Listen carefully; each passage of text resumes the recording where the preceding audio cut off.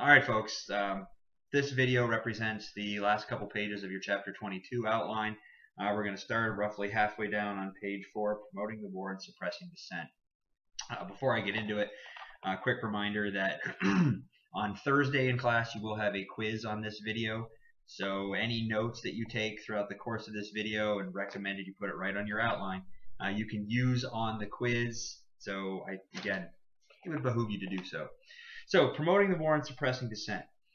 Even though, because of many of those bullets that we had gone through, the Lusitania and the Sussex Pledge and war loans and all of those things that started shifting American attitudes towards the war, there were still millions of Americans that opposed it. There were protests that were organized. This is still the heart of the progressive movement, so you got some sometimes conflicting ideologies. Sometimes the ideologies are, to work together, but sometimes they're conflicting. The point being, not every single American was genuinely in favor of this war.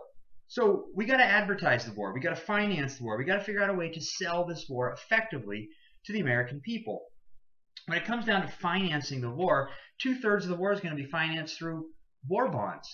I mean, the average American is going to contribute $400 to this effort, which equates to about $700 of buying power. It's remarkable the amount of contributions that the average American is going to get involved. So again, you can argue that we are very much supportive of this war, but we still have to figure out a way to sell it. You got movie stars today, Charlie Chaplin, they're going to start plugging for this war, and Mary Pickford, America's sweetheart, she's going to start plugging for this war, and the 4-Minute Men, and selling war bonds at the movie theaters, and it was done in a form of patriotism in such a way that, again, that stat is undeniable. The average American gave $400 towards contributing in war bonds. So to pay for the war and finance it, you're going to see about 2/3 of it financed through war bonds, the other third thanks to the newly passed 16th Amendment in 1913 that is going to contribute to the funds necessary to fight this war. George Creel and the CPI, the Committee of Public Information, is going to be responsible for selling the war. And I know in class you saw some of those propaganda posters with the creation of Uncle Sam, and you're going to see the same thing happening in magazines and posters throughout the country, and films and rallies, and we're going to mix it with religion, and we're very good at mixing stuff with religion and using that as a selling point to the American people. Crikes, we've been doing that for as long as religion's been around, and this current campaign you're watching happening right now, the 2016 election, really no different whatsoever. So this is a way that we're going to consistently sell and advertise this war. Intellectuals, cultural leaders, reformers, teachers, scientists, writers overwhelmingly support this war. You have a lot of people that were muckrakers as part of the progressive movement who are now going to start working for the government. They're remarkably successful in selling their ideology, so the government is going to hire them to sell theirs. And in much, this is showing Americans' advantage over the rest of the world when it comes down to our intellect, when it comes down to our morality, when it comes down to our democracy, and really selling. Teachers, scientists, and writers promoting U.S. ideals. We're going to promote this idea, and that was part of the progressive movement, is this evidence that Americans have a much higher ideal morality and ideologically and politically and economically, and that's part of the super nationalism and nationalism on steroids that leads into World War I, but it can't be denied, and we're going to use that to sell the war. So promoting U.S. ideals. Letter B, progressive reformers also helped shape the war. John Dewey, who had a focus on reforming education more from a progressive mentality, he's going to start using this as a way to promote the social goals in and through education. So we see this permeating even the most simplest levels of education when you look at the formation of victory gardens and the use of those and selling school-age children on also promoting to the war effort, and all collectively going towards promoting and selling the same ideals. Scientists, American scientists, with government approval, are going to be able to develop new technologies for not only just the war, but technologies we're going to see afterwards. For example, TV transmissions. The first television transmission comes out of this era where scientists are trying to improve our wartime technology. Liquid-fueled rockets. that will only, at this point, it's a pipe dream. But the idea of liquid-fueled rockets is also going to come out of this time period because scientists were given the go-ahead, the governmental go-ahead, to promote, to do, to develop, and anything that is going to show our advantage to the rest of the world and ultimately help us win this war. Not everybody is going to support this war. Socialists, led by Eugene V. Debs, is going to be one of the driving opposition forces to this war. Debs is going to call this a capitalist contest for economic markets. And so when Debs does this, he's got quite a following. If you look at the development of, this socialist mentality going back to the latter portion of the 1800s, it's this idea that capitalism is not necessarily good. And Debs is going to use that throughout this opposition to the war. The women's movement is also going to be split over the war. Some women are going to favor the war in regard to showing those American ideals, and other women are going to oppose this. If you look at it from a woman's perspective, it's the men that's fighting the war. It's their sons, it's their husbands, it's their brothers, those are the men that are going over there and potentially dying in this war. So a lot of the women didn't support this war. And Jeannette Rankin, the first woman representative in U.S. Congress from the state of Montana, cast her vote in opposition to this war. I mean, when you look at the vote tally of the House of Representatives and the approval of this war, 353 were in favor of the war, and 50 people in the House of Reps voted in opposition. 353 to 50. Remarkable in favor of, but Jeannette Rankin, the first woman in the U.S. Congress, opposes this. And for many men, they're going to look, well, clearly a woman has no business in, and clearly a woman can't understand the complexities of, and they're going to vote with a different agenda. And this idea of the women's movement, which is picking up speed, going back to further women's involvement in education, going back into the post-Civil War, in the industrialization era, women are then getting involved politically in things like the social gospel movement and Hull Houses. Jane Addams, a prime example.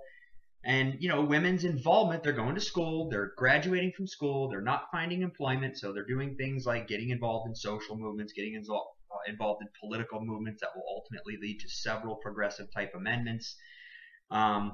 Scandalous things like riding bicycles and showing ankle and maybe playing croquet. I mean, women were continuously getting involved. And so clearly they're going to speak out, involved in regard to this war that Woodrow Wilson is selling as a war to spread democracy and, make the world a safe place for democracy, where simultaneously Woodrow Wilson was in opposition to women voting in this country. So yes, women are genuinely going to be involved, and it's going to split the movement and therefore not necessarily help the overall intention or goal of that women's movement. Suppressing dissent by law. We've got to figure out a way to efficiently fight this war and simultaneously give people at least the supposed feelings of, the rights of free speech and a lot of our civil rights types ideals. The Sedition and Espionage Act. Sedition and Espionage Act is going to be passed in 1918 and signed by Woodrow Wilson, creating fines up to $10,000 and or 20 years in jail for speaking out against your government during a time of war. Is this a violation of the First Amendment rights? Unquestionably a denial of your First Amendment rights during a time of war. This is going to lead to over 6,000 arrests. More than 1,500 people are going to be convicted. And some of it's ridiculous. It's as ridiculous as, contributing 25 cents to an offering plate for a meeting that maybe you went to on your own incentive. Or perhaps, and there are stories of, a friend of mine asking me to go to this meeting, so I tail along just for kicks. I throw a quarter into the collection plate as it's going around for the cause. My name's on a membership roll, having signed in to attend the meeting, and now I'm arrested for the attending and looking at, up to $10,000 fine and 20 years in prison for my attending of such a meeting. There will be court cases that are brought against these as a violation of the First Amendment, free speech, right to associate, freedom of press and assembly, and just about the entirety of the First Amendment. But in 1919, the Supreme Court is going to find in favor of the Sedition and Espionage Act. And in fact, in a precedent that is still followed today in the Supreme Court case, now this is not on your outline, but I would write it down, the Schneck, S-C-H-N-E-C-K, Schneck versus the United States, kind of fun to say, Schneck versus the United States in 1919, which establishes the precedent of clear and present danger. It is a Supreme Court case that is still followed today. Clear and present danger. If you pose a clear and present danger to your country during a time of war, your First Amendment rights can and will be limited. Clear and present danger. So if it is viewed that your contributions of 25 cents to an offering plate in anti-war movement or in opposition to anything the government is doing, you could be arrested for opposing a clear and present danger against your country during a time of war. Today, the same thing, the same principle can be applied today, doing things, like do you pose a clear and present danger to your country during a time of war? And our war today is our war on terrorism. Since today we fight ideological wars, not necessarily governmental wars. Our ideological war, we've been in an ideological war since post-World War II. So this idea of clear and present danger gives the government a lot of authority, Schneck versus United States, 1919, to make sure that they can limit some of that opposition. Restrictions on your speech? Yes. However, during a time of war, if you pose that clear and present danger, you out. And anarchists are also going to be targeted as a way to suppress dissent using the Sedition and Espionage Act, and this is where Eugene B. Debs will be arrested and sentenced to 10 years in prison for speaking out against this war. He will only serve 3 of those 10 years, but ultimately will be pardoned by President Harding. But he will run for president. The 5th time he will run for president, but he'll run for president from prison and still earn 1 million votes across the country, showing that there is still clear opposition to these loss of freedoms while simultaneously selling this war as keeping the world safe for democracy. And again, the Supreme Court had backed that idea up in 1919 with the Schneck versus the United States and the establishment of the clear and present danger doctrine. There are crazy stories, and we could go into a slew of them, but people being sentenced to 20 years in federal prison for mailing, using the U.S. federal mail, mailing out anti-war propaganda, therefore a violation of the Sedition and Espionage Act. So if you were yapping and the government wanted to shut you up, clear and present danger is a real easy way to do it. The Creel Committee. The Creel Committee is responsibility for selling the war. Responsible for. They will employ 150,000 people, including 75,000 4-minute men who would go out and try to sell as many wartime bonds to help finance this war as possible, again using movie stars, etc. Super Americanism refers to this idea of if you were a hyphenated American, if you're a German American, if you were an Austrian American, if you were a Japanese American, if you were really anybody but a good old whitey looking American, you were going to see some degree of discrimination. We didn't want to give any recognition to anything that looked, smelled, tasted, sounded, German whatsoever. So hamburgers, this is as ridiculous as we are. Hamburgers were going to be referred to as Liberty sandwiches, and sauerkraut, going back to Hamburg, Germany. Sauerkraut, having that German name, is going to be Liberty cabbage, and we are going to ban German music. There is a movement to ban things, Mozart and Beethoven being German composers. If you are teaching German, holy mackerel, you might as well be fighting for the Kaiser. Songs are going to come out, over there, over there, over there, send the word, over there. It's all about selling this war. And we're really, really good at it, at selling stuff and promoting our ideology. And so the Creel Committee is put in responsibility for that. Boom times in industry and in agriculture. Letter A indicates the war brought prosperity to the economy. Total war is awesome for the economy. Total war. Not like little piddly war, like splendid little wars or anything that only lasts a couple months. Your taxes don't go up. You can follow it in the newspaper. You don't have a draft. There's no threat to you.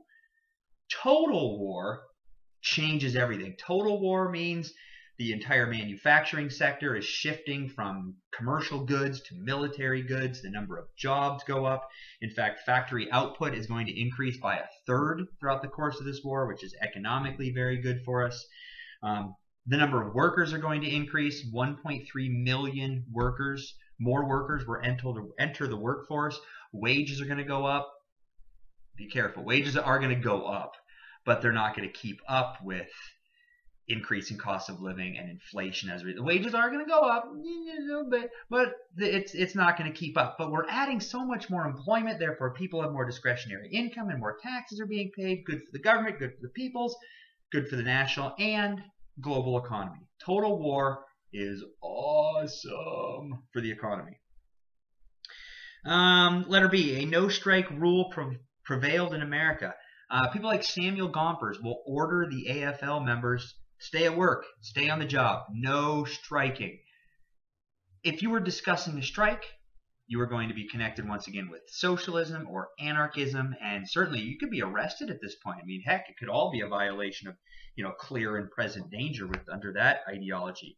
So when Gompers orders a no-strike rule, the vast majority of his workers, I mean, they're happier, they're making more money. This is really ultimately good for the gripes of the workers. I mean, the workers have been griping since, well, ever. But the big griping with the Second Industrial Revolution and the Union movement in the 1860s, 70s, 80s, etc., this is ultimately going to be much better for them. They're going to be making money. However, not every single labor union was going to follow this. The IWW, the International Workers of the World, also known as the Wobblies, didn't have a problem with advocating for a little violence to get their way.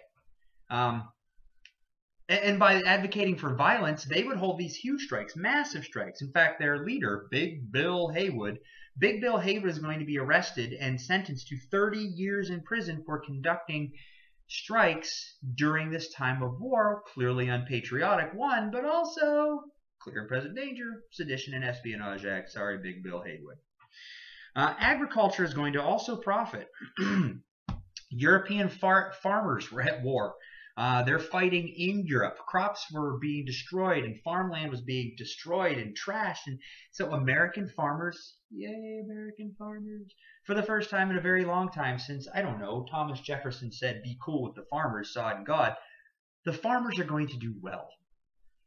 Going back several decades to the rise of the populist movement, this is wonderful for the farmers. Not only do they have an increased market for our soldiers to help feed, but they have an increased global market because we're also going to be supplying for a lot of our allies and the other European countries that are at war and cannot focus on agriculture in large part because maybe the fighting is taking place on their farm fields. So ultimately, American farmers are going to do quite well. Blacks migrate northward. Commonly referred to as the Great Migration. Now, I know we've gone through a couple different eras of Great Migration. It will usually, if you ever see this on an AP test, it will usually refer to the Great Migration of World War I or the 19-teens Great Migration. But this era is referred to a Great Migration. If you see any reference to in this era, it is referring to the number of African Americans, free blacks in the South, who are moving to northern industrial cities. Moving to northern industrial cities in an effort to find employment. Roughly 500,000 during this wartime are going to move to northern industrial cities. So you're going to see an increase in African Americans in Cleveland and Chicago and New York. And when they're doing this, they're bringing with them their social institutions, their religion, their literature, their music. And this is going to be the very beginnings of what will become the jazz movement that will really take hold in New York. And this is relevant because jazz wasn't new to the era. Jazz was new to the region. And so when New Yorkers, because of the influx of African Americans moving north for employment during World War I, New Yorkers are going to be exposed to this jazz and they're going to dig it. And it's going to lead into our 1920s jazz movement, which ultimately, temporarily or superficially, it's going to be pretty good for African Americans and trying to impose some of their social institutions into common everyday pop culture. But at the same time, it's going to cause a backlash. When you have an increase of African Americans moving into your neighborhood, a lot of times the whites aren't terribly excited. And we see really a lot of that happening in places, like Michigan with Chicago. More on that here just shortly. But in regard to blacks fighting during World War I, you are going to see a lot of blacks fight. You're going to see a lot of blacks volunteering. For the first time in American military history, we are going to start training blacks as officers, black officers. Now, when blacks are fighting in World War I, they are fighting in racially segregated units. So it's all blacks. But for the first time, you're going to see black units being led by black officers, which is a shift from the American Civil War, when we had like the Massachusetts 54th, which is a black regiment, but being led by Colonel Robert Shaw, the white officer. So that's the slow progression we see in regard to civil rights ideas. When you have those backlashes in those American cities, it is going to lead to what will become again a 1920s movement, and we'll talk about then, of a black is beautiful, of a be proud about your culture and your traditions, and just the general idea that black is beautiful and it should be celebrated. So that's in response to some of this fight or kickback. The French were any African Americans that fought with the AEF, under Pershing, the French are going to give many, many military awards recognizing how the African Americans had been fighting in the effort towards this war. In fact, the French are going to give far more recognition to African Americans' role in this war than our government will, which will certainly help the cause while we're there, but ultimately we come back and we have to face the racism. It's only going to fuel the need for change, and thus the civil rights movement that we'll, again, get to soon. Women and the war. Letter A indicates the hope for equality for women. Women are going to fight. Back up. Women are going to serve in the military. We're not allowed to fight women yet. In fact, that's just a recent thing. But women are going to serve in the military. Women are going to serve as volunteers. Women are going to fight. Help fight the war domestically by working in the factories. They're going to be paid less than men, which is an issue we're still dealing with today. Like 100 years later, women are still going to be paid less than men, but slow progress. Hope of equality. The women's suffrage movement has passed. In large part of the women's contributing effort towards this war, both on the home front and through the military. You're going to see things like the 19th Amendment. Women's groups are empowered, largely empowered by their ability to contribute. And again, going back to 1870s, 80s, 90s, as women were getting more involved in all things, this idea that women couldn't vote in many states, but at the same time were keeping the world safe for democracy. This is what is going to lead to the ratification of the 19th Amendment and ultimately women's suffrage in 1920, government protecting. The war and progressivism, and AP's mentioned something in this regard a couple times. The progressive movement was powerful. The progressive movement was successful, and we see the progressive movement on the heels of the populist movement adopting many of the same ideologies as the populist movement, but ultimately becoming successful through their tactics and the people that were part of the movement. World War I is going to help further many of those things. Women's suffrage is going to be furthered by World War I. Getting rid of child labor is going to be furthered by World War I. And a lot of these things are ultimately going to help. Prohibition is prohibition, the 18th Amendment, thanks to World War I. The 8-hour workday, thanks to World War I. But when you have people like muckrakers, stirring the pot, trying to tell everybody how, horrible America is, that kind of garbage is not going to work with World War I. We are super patriotism. We are selling us as being the highest level of morals and economics and social movements and political movement. When you're doing a lot of griping and then the rest of the country is focused on, how wonderful and great we are, you're not going to get a lot of attention. In fact, you're going to be anti-American and likely a clear and present danger to your country during a time of war. Long short, the progressive movement is going to be, in part, furthered by World War I, but when all the soldiers come back and, spoiler alert, victorious after the war, and Americans aren't interested in listening to people gripe about all the inner cities and the poor immigrants and the poor children. No. Shut your hole. The whole idea is we better celebrate our victory, and that is going to contribute to the total end of the progressive movement. So if you ever see an AP question asking about, what may have contributed to the progressive movement ending, the answer is always World War I. Because when we came back, we were super hyped about winning this war, and we don't want to hear anybody griping. Joyous armistice, bitter aftermath. Woodrow Wilson had made World War I a crusade. And, this is the same guy whose foreign policy is moral diplomacy, which fits perfectly with the progressives' ideals of morality and the America's place in that globally. Woodrow Wilson had turned this into a religious crusade. And when Woodrow Wilson showed up in Europe, he is greeted with applause and like he was treated as if he was a genuine global savior, a celebrity. But Wilson's got to fight a lot of stuff going on back here because of the politics. So Woodrow Wilson, quite honestly, would have rather spent more time in Europe throughout the course of this than deal with the opposition that he's dealing with here through the American democratic process. Woodrow Wilson was a guy who, and I said in my class, would break before he would bend. He wasn't flexible. This is a dude. He's the only PhD in American presidential history, even up to today. He's the smartest guy in the room, and he's dying to tell every single person about it, and not only tell you, but prove that he is the smartest guy in the room. And you've all been around people who feel like they're the smartest person as part of the conversation, and they're not going to let you get in a word in edgewise, and they're certainly not going to be interested in compromise. That's where Wilson was. Wilson was not interested in compromise. Wilson had come up with this plan. We got the list of them on your outline. The Wilson's 14 points. 14 points. And in his estimate, these 14 points are going to end the possibility of ever having to fight another war like this again. And they dealt with all of the issues that he felt were the underlying causes of this huge global war.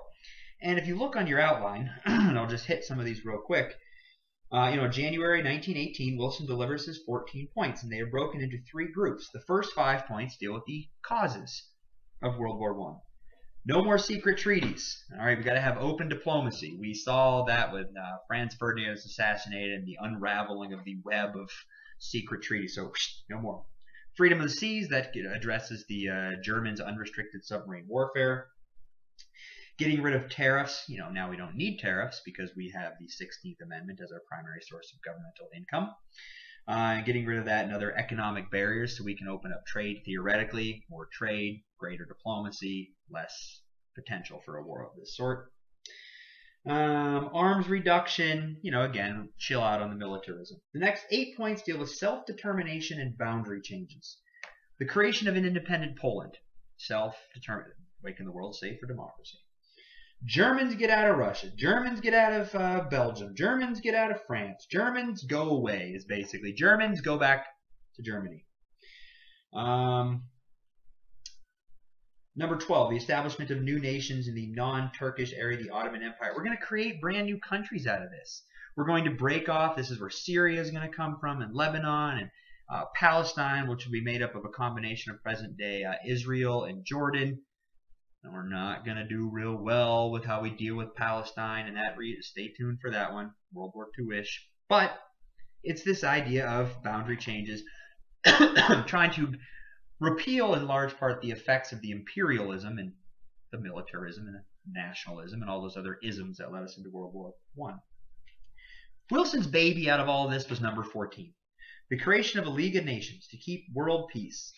Theoretically, Woodrow Wilson had this idea that nations could use diplomacy, and you have representatives of nations that would meet, and they could iron these things out and deal with problems that arise prior to going to war.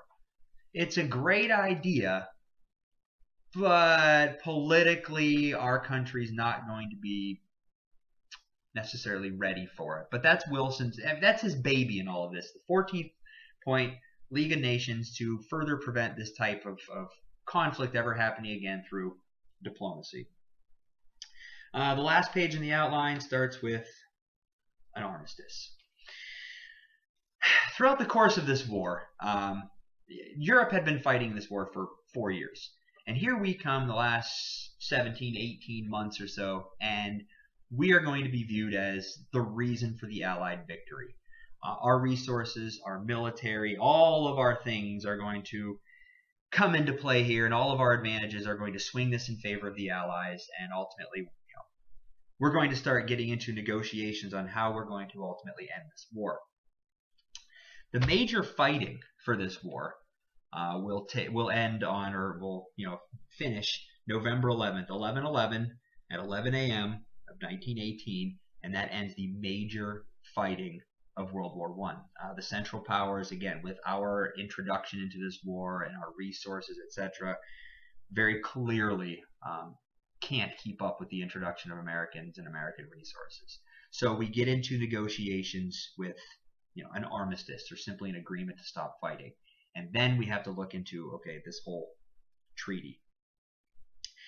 When Germany formally surrenders in this war, or agrees to stop fighting on 11/11 at 11, France and most of the European countries were only interested in watching Germany pay. We wanted to make sure Germany knew their role in all this, much like a lot of Northern Republicans wanted to deal with the South following the American Civil War. Let's make them pay. Let's make sure we never do all this again. So when the French were accepting the German surrender, they wanted to do so in a manner that was completely disrespectful. And they did that by pulling out this old, rusty rail car. It was an old train car. And the German officers were forced to surrender and sign their terms of surrender to the French on this rail car. And the reason this was such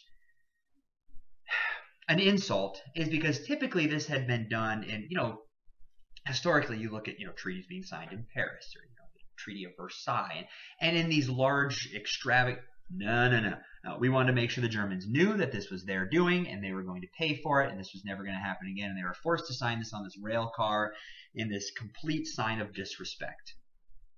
Oh, the Germans are going to remember this in some very odd twist of fate. This Adolf fella down the road is going to be dragging out this same rail car to turn that level of disrespect onto the French in a few years.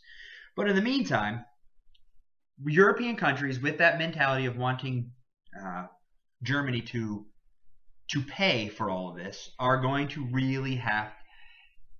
They're gonna try to make Germany pay. And the United States is to a degree going to try to rein them in a little bit. But let's be fair. We were there for a year and a half, and the rest of these countries they see the physical results of this war. They see the political and the economic impact of this war.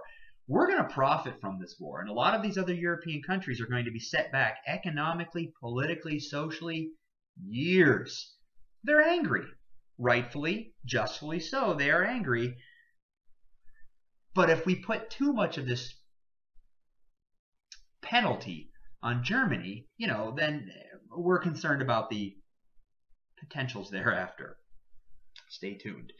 The Versailles Peace Conference. So, since Woodrow Wilson was really more this guy, he's going to break before he's going to bend. He's not to negotiate. He's the smartest guy in the room. He wants to make sure this is really more or less his idea. Woodrow Wilson, is not going to invite one single German to the Versailles Peace Conference. So they had, first of all, no opportunity to speak for themselves. Keeping in mind, Germany didn't start this war. This war started between Austria-Hungary and Serbia. But because Germany's physical location was right smack in the middle of two enemy countries, between Russia on their east and France on their west, Germany became the aggressor. And for becoming the aggressor, they are going to take the bulk of the punishment and thus the hatred for this war. When we're negotiating, we're looking at, our Big Four, the Versailles Peace Conference. So no Germans were invited. The Big Four referred to Italy, France, England, and the United States. Those European countries, England's got to pay. England and France were negotiating mandates or simply land out of the old Ottoman Empire, and they were negotiating land from old German colonies. And so they were really trying to destroy Germany and break down any of their expansionism and take land certainly for themselves. Other nations that were involved, Italy. Italy goes through this back and forth. At one point, Italy was part of the Central Powers, and then Italy jumped sides because they were recruited by the European countries to join the Allied powers, and Italy does switch. So when Italy switches to become part of the Allied powers, they're promised land, they're promised trade routes, they're promised, an expansion of their geographic boundaries and their economic opportunities. So this is why Italy switches. Japan has offered the same thing. Japan was interested primarily in China, but Japan, not having much of an influence in that sphere of, that the other Western powers had broken up China into the decades prior, Japan wanted land. Japan wanted expansion. Japan wanted to do what every other country was doing, us primarily, and that's the expansion of our economy and the benefits that has. Japan was also promised additional trade routes and additional land opportunities. And so these countries are waiting for this. But for the most part, they weren't part of any of the negotiations. England and France are going to get land, but Italy in the end is going to get a screw job. They're not going to get their promised land and trade routes. Japan, not going to get their promised land and trade routes. Germany's going to take all of the blame for being the aggressor here. Oh, let's see. The three countries that got the biggest screw job out of the Treaty of Versailles, Germany, Italy, Japan. Yeah, weird. Stay tuned. That little trifecta is going to come back again later in another couple decades. We're going to run this shindig all over again. Woodrow Wilson is not necessarily interested in, starting again in 3, 2, 1. Letter B into the Versailles Peace Conference, Wilson's belief in self-determination had some effect. Yeah, Poland is going to be created as an independent nation. Latvia, independent nation. Lithuania, independent nation. Czechoslovakia will be created as a brand new nation. Yugoslavia will be created as a brand new nation. It's that idea of keeping the world safe for democracy. But the whole idea is we're going to do all of this, and lots of countries are going to receive independence and new borders and new land. And again, keep in mind those three that got the biggest screw job from this. But Germany's going to be forced to pay reparations to the tune of $56 billion in reparations, which in fact they just finished paying off in like 2010. But what Germany's going to immediately do is start the presses. You want us to pay $56 billion? Fine. We're going to start printing off as many German marks as we possibly can, completely devaluing the currency, and then the economic crushing that Germany is going to face in at the end of World War I, devastating. Economically, they're destroyed. Politically, they're destroyed. Geographically, they're destroyed. And that was the European countries' intention. $56 billion, realistically, they're never going to pay that back. When they started printing money, the impact that had on the economy was devastating for its citizens. There are stories of people needing to take, mounds of cash in a wheelbarrow off to the store to buy your milk and bread and, your basic staples and people would steal not the money. In fact, they dumped the money out and they would steal the wheelbarrow because the wheelbarrow had greater value than the piles of money, thanks to the crushing impact that this has on the German economy. This is just, and history tells us this over and over again. When you do this to a country, you open up a power vacuum that creates great opportunity for another strong individual political movement that we see with the rise of Nazi Germany. What Adolf Hitler and the Nazis do with Germany in the post-World War I era of the 1930s is nothing short of remarkable, economically remarkable. And this is why he and that movement get such a strong following and will eventually lead to our next conflict. So to say that the terms of this treaty and the way European nations want to completely destroy Germany led directly into this next conflict is a 100% accurate statement. All right, so that's kind of how Woodrow Wilson is being treated over in Europe and his dealings with those big fours and some of those countries, some of which are going to be thrilled, others less thrilled. But now Wilson has to try to sell this treaty here to the United States. According to our Constitution, the President has the authority in Article 2 to write treaties.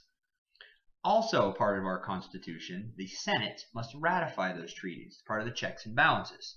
Now, when Woodrow Wilson goes to Versailles, he doesn't bring any senators, none, 0 senators, and the Senate's the one that's supposed to approve this. Now, Republicans were controlling Congress at this point. Republicans were controlling Congress. Wilson's a Democratic president. Wilson brings 1 Republican. 1 Republican. It was one of the older, less influential guys in Congress. 1 Republican. 0 senators, 1 Republican. In other words, if you're the Republican Party, you don't know what Wilson's doing, you don't trust what Wilson is doing, and you're not going to give Wilson approval on anything without a fight. And as we know from Woodrow Wilson, he will break before he will bend. Not necessarily much of a negotiator, so this is going to be quite a battle to get any of this approved in the United States Congress. So the fight over the League of Nations and the treaty as a whole. Letter A, Henry Cabot Lodge bottled the treaty in committee. Henry Cabot Lodge was a Republican, and he was the chair of the Foreign Relations Committee.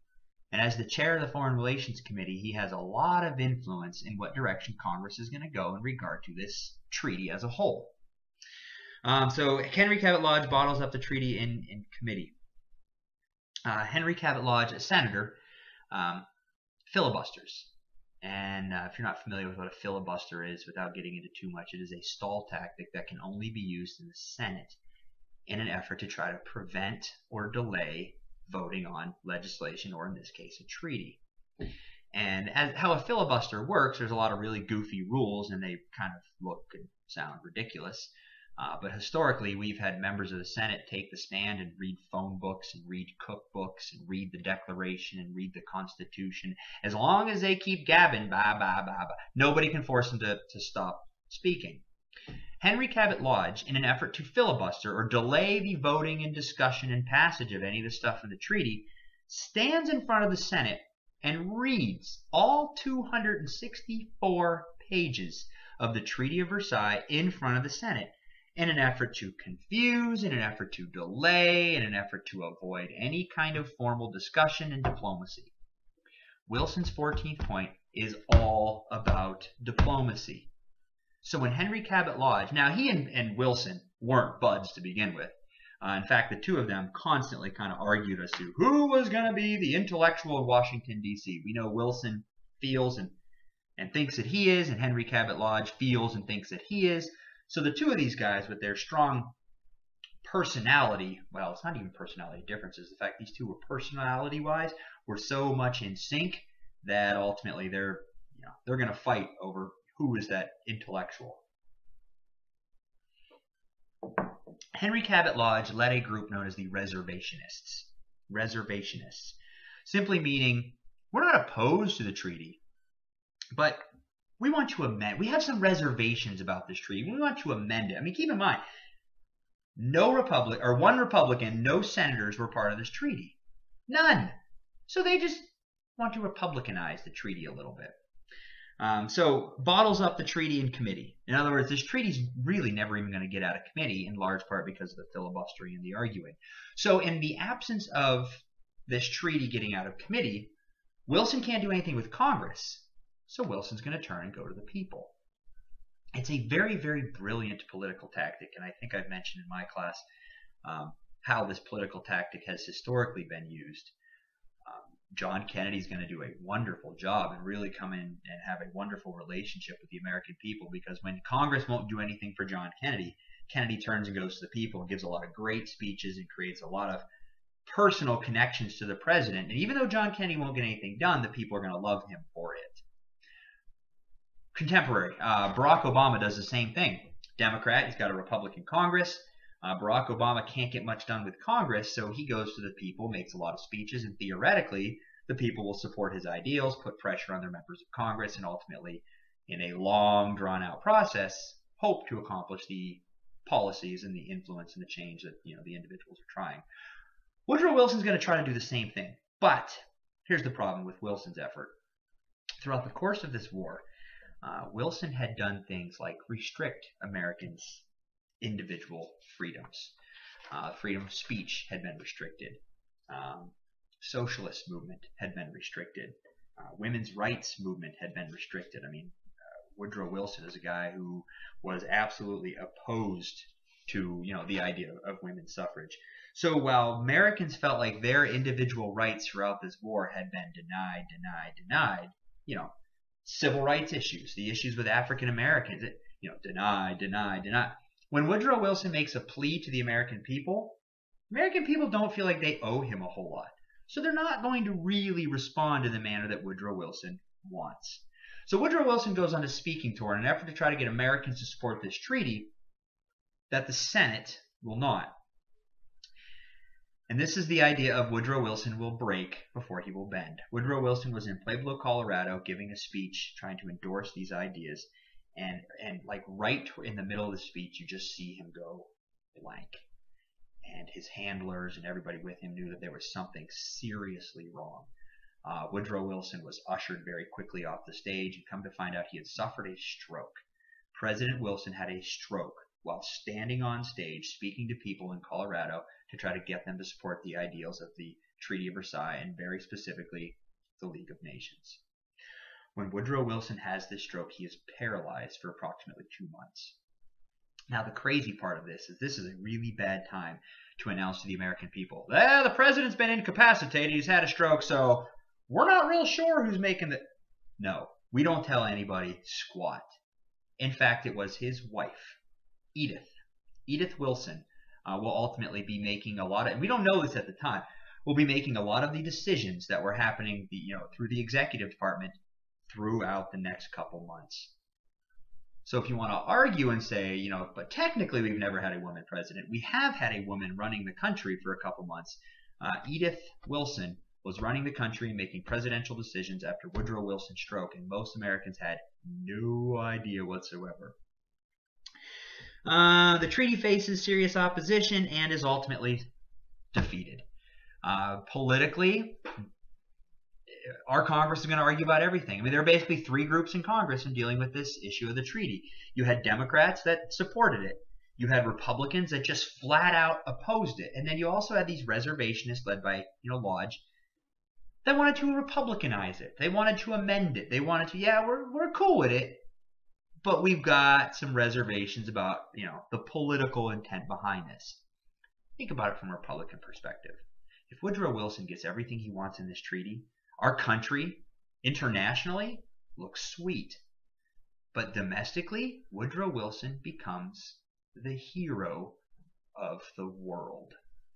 The Democrat, talk about handing the Democrats the next who knows how many elections, but if they are viewed as the, heroes of the world, that's a heck of a propaganda tool.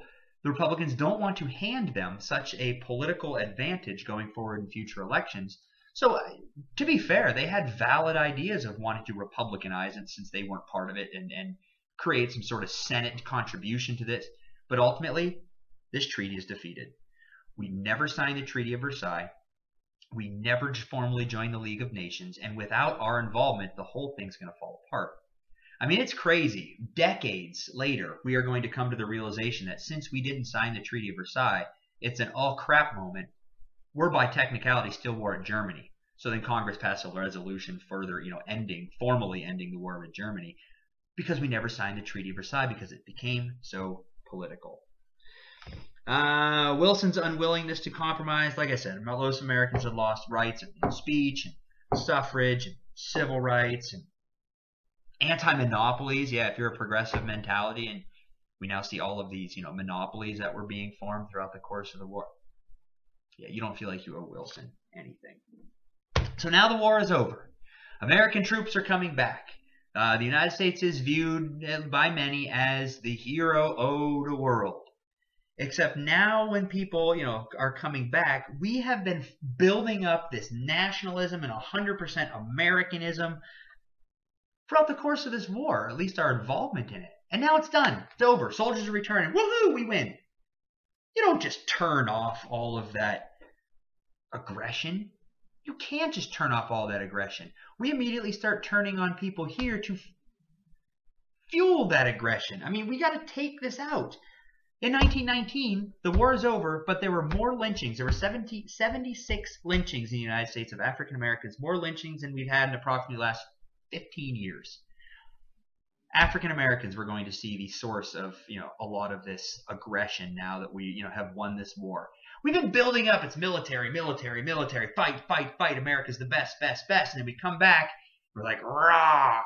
Who are we going to take it out on? And it was the easiest to take it out on our African Americans and anyone who didn't ideologically believe with us, believe the same thing that we did. We fought this war over this conflict of ideologies and economics, and in part this, the socialist movement that is taking hold in some of these countries that we are fighting against. And so if you held any of those beliefs here, your days are going to be perhaps numbered, or at least, extremely difficult. Racism and the Red Scare. Lynch mob attacks blacks. I remember that, in 1919 we had 76 lynchings, which is more than, like a 15-year high, ultimately. There are stories of, there was one African-American soldier that returned in uniform, was shot 1,000 times, and then his body was hung up, in one of the, like, town squares. This is part of the American attitude after this war. Chicago race riot of 1919. The Great Migration had brought thousands of African Americans from southern cities to northern industrial cities looking for employment. And now this war is over, and we're like, what happened to the neighborhood?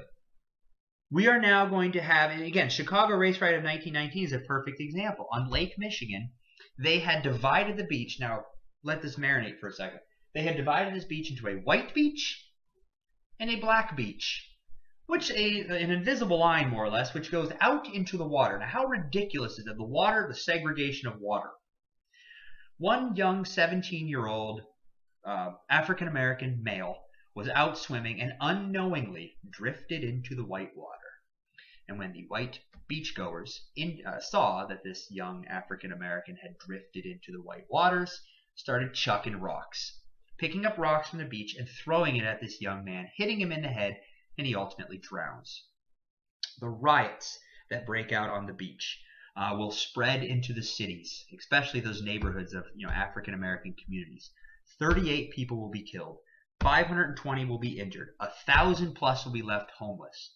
38 people killed. This is 1919. We've just finished fighting a global war. We should be coming back and in large part celebrating. And this is the response, in large part, to that Great Migration, introducing new people, new cultures, new ideas, new literature, new music, new religion, or new practices of, into predominantly white cities. And this is our response. It's not just African Americans we're angry with, it's anyone who doesn't share the same ideology. Red Scare of 1919 and 1920.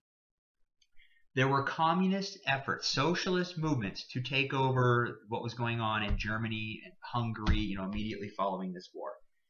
Think of what we've done to Germany. We've destroyed Germany, left them smoldering, big fat screw you. Of course socialism sounds good. Socialism is the only answer. When you have nothing, socialism looks awesome.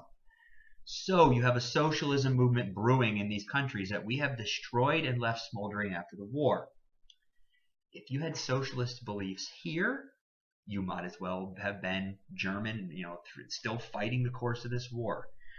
Anybody that had a socialist belief was going to be targeted by the U.S. government as a threat going forward. We're not still fighting a war, but that ideological threat is still strong. So we have what we call the Red Scare. The Red Scare of 1919 and 1920 is just the precursor of the Red Scare we're going to have in the 1950s, where it's just going to be, Red Scare on steroids in the 1950s under Joseph McCarthy. But 1919 and 1920 is just the very beginnings of our great national fear, and shows how good our government is at selling this fear and ways that we can suppress it. Strikes are deemed unpatriotic. We won the war. Strikes were not cool during the war because it impacted the efficiency. But after the war, it's the same mentality. Just like strikes before had been attributed to being a socialist, going back to the labor union movement, that same idea takes place here. Strikes were considered a conspiracy to establish communism in this country, thus a connection to World War I and what is happening in Germany and Hungary, etc. If you were conducting a strike, you might as well have been German, socialist, Satan, whatever it may, anarchist, because such strikes were deemed unpatriotic even after the war. Letter E, A. Mitchell Palmer and Palmer raids. A. Mitchell Palmer was our Attorney General, the United States Attorney General. And in an effort to minimize this socialist movement, A. Mitchell Palmer will unleash this rash of unwarranted strikes, or not strikes, searches. In other words, you could bust into somebody's home without a search warrant if you believe that they were affiliated with a socialist movement, socialist party, socialist anything. Warrantless searches. 4,000 plus people will be subject to warrantless searches. Yet another constitutional violation. The Fourth Amendment to the Constitution protects you from, unreasonable searches and seizures. And this is unquestionably, but you can loosely put in Schneck versus United States, clear and present danger doctrine as to giving this justification. Is it a violation of the Constitution? Yes. Are we formally at war? No. But the interpretation that our courts are going to give this legitimacy. So, A. Mitchell Palmer, Attorney General, warrantless searches into people's homes that they were suspected of being affiliated with socialism.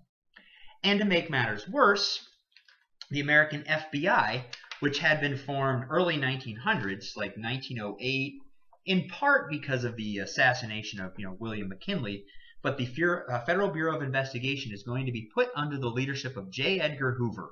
J. Edgar Hoover, 29 years old, and the FBI takes on, in large part, the responsibility of pursuing this idea of, cracking down on socialism. 29-year-old J. Edgar Hoover. It's relevant because at 29 years old, he's aggressive. He wants to make a name for himself, and this is going to be his manner of doing so.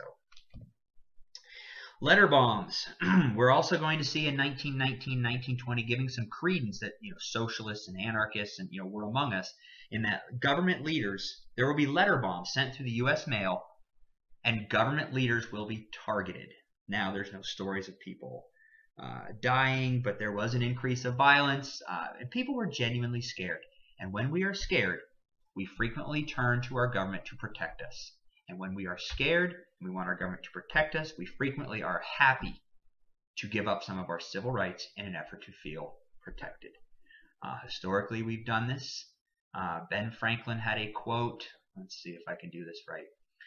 Those who favor protection over liberties deserve neither.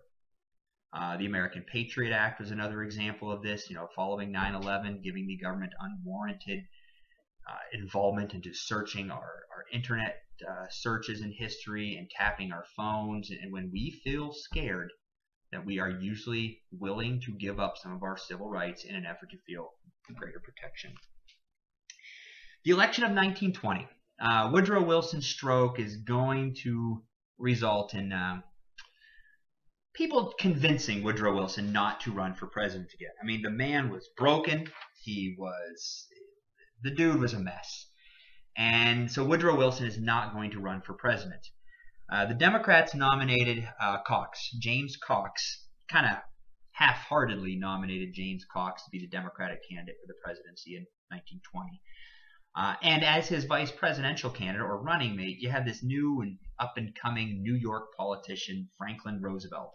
FDR will be nominated as the vice presidential candidate in the election of 1920 for the Democrats. So Wilson is dissuaded from a third term. He has his stroke, and the Democrats therefore nominate Cox. Republicans nominate Warren G. Harding. Warren Harding was an Ohio senator, a senator from Ohio, who had in large part stood up to the Treaty of Versailles and stood up to a lot of the stuff that the Woodrow Wilson was trying to do in making the world safe for democracy. And so Harding is going to give himself not just an individual name, but a name within the party. Harding's a party guy, and you could take that whatever direction you want. He followed the ideology of the Republican Party and did exactly what was asked / told of him. But he was also a good, folksy, back-slapping, good time Charlie. He was a dude that you would like to sit down and enjoy a beverage, albeit an illegal one at this time, but enjoy a beverage. And that he was a party guy. He would do what the party asked, told him to do. He's not going to interfere. He's a back-slapping good time. His campaign is this return to normalcy. His campaign made up a word, normalcy, to remind Americans we need to get back. The war was awful, things sucked, and now we need to return to the good old days. I don't know what good old days that's necessarily referring to.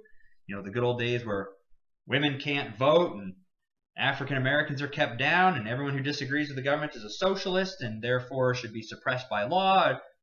I think that's exactly the good old days we're referring to. So Warren Harding, as this return to normalcy with his vice presidential candidate, in letter C, Calvin Coolidge, will win electoral votes 404 to 127. Landslide.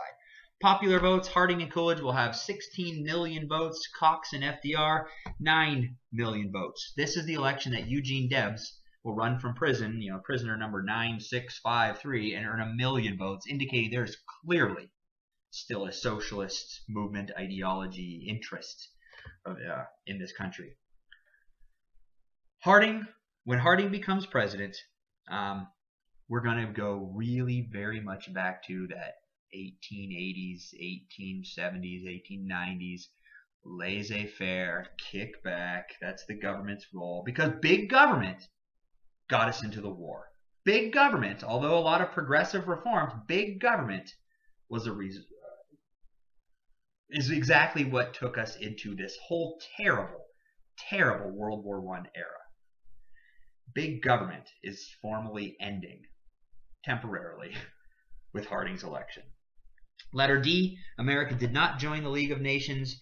Progressivism movement is dead. We never signed the Treaty of Versailles, and ultimately the entire thing is going to collapse. Now, what will kind of be the transition from this into what's going to happen next in the 1920s? Radio.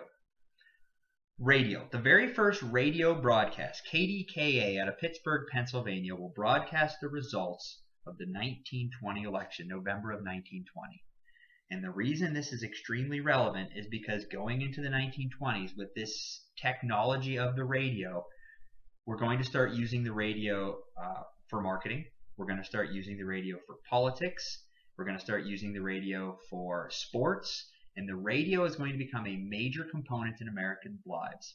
November of 1920, very few people, but Pittsburgh, Pennsylvania, KDKA is going to broadcast the results of the election, and radio is going to shape, radio and the automobile are going to shape what is happening in America in the 1920s. It'll be roaring for most, not for everybody. Sorry about your luck, farmers. Stay tuned. Good luck on your quiz.